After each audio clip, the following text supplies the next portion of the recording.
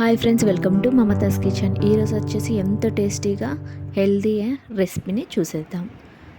పాలకూర పప్పు ఎలా చేసుకోవాలో చూసేద్దాం. ఒకసారి ఇలా ట్రై చేయండి, చాలా టేస్టీగా ఉంటుంది, చాలా రుచిగా ఉంటుంది.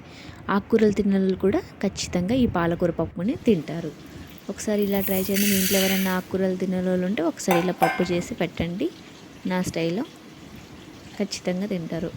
ముందుగా ఒక కప్పు పప్పు తీసుకొని ఒక 1 టైం 2 టైమ్స్ వాష్ చేసుకోండి.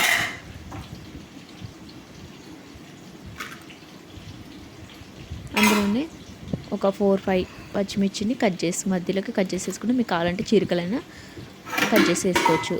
ఒక ఆనియన్ని కట్ చేసుకొని వేసుకోండి. ఒక 2 టమాటాలని, మీడియం సైజ్ టమాటాలని, పండు టమాటాలని కట్ చేసి యాడ్ చేసుకున్నాను. ఒక కట్ట పాలకూరని కట్ చేసి యాడ్ చేసుకుంటున్నాను. అందులోనే పసుపు, కొద్దిగా ఆయిల్ యాడ్ చేసుకోవడం వల్ల పప్పు అనేది మెత్తగా, సాఫ్ట్గా, టేస్టీగా ఉంటుంది, మంచిగా ఉడుకుతుంది. ఒకసారి ఇలా ట్రై చేయండి. మీకు తగినన్ని వాటర్ పోసుకోండి. ఒక కప్పుకి 2.5 కప్పు 2 కప్స్ వాటర్ అనేది పర్ఫెక్ట్ మెజర్మెంట్.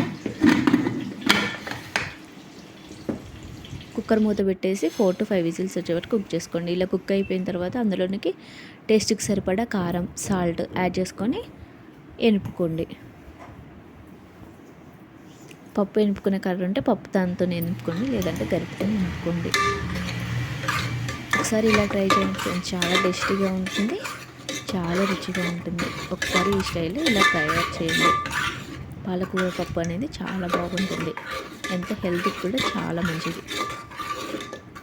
ఆకుకూరలు అనేది వారానికి 1-2 సార్లు అయినా ఖచ్చితంగా వాడాలి. అందులో ముందుగా నానబెట్టుకున్న చింతపండు రసాన్ని యాడ్ చేసుకోవాలి. పులుపుకి సరిపడా యాడ్ చేసుకోవాలి. మనం టమాటాలు వేసుకున్న చింతపండు రసం అనేది ఆకుకూరలకి ఖచ్చితంగా చింతపండు రసాన్ని యాడ్ చేసుకోవాలి. మనం తాలింపు పెట్టుకోవడానికి ముందుగా ఒక కళాయి తీసుకొని అందులో కొద్దిగా ఆయిల్ పోసుకొని జీలకర్ర, ఆవాలు ఫ్రై అయిన తర్వాత ఎండుమిర్చి, కరివేపాకు వేసుకొని ఫ్రై చేసుకోండి. అందులో మనం పెట్టుకున్న పప్పుని కొద్దిగా ఇంగు వేసుకొని మనం పెట్టుకున్న పప్పుని యాడ్ చేసుకోవాలి. ఇంగు వేసుకోవడం వల్ల ఫ్లేవర్ అనేది, టేస్ట్ కానీ, అరుగుదల కానీ చాలా బాగుంటుంది. ఒకసారి కొద్దిగా ఇంగు వేసుకోవడం వల్ల స్మెల్ అయినా టేస్ట్ అయినా చాలా బాగుంటుంది. ఒకసారి ఇలా ఇంగు వేసుకొని చేయండి. మనం ఎనుపుకున్న పప్పుని అందులో యాడ్ చేసుకోండి.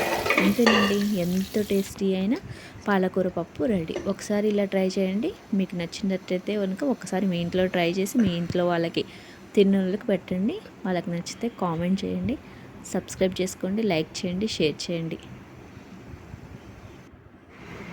అంతేనండి, ఎంతో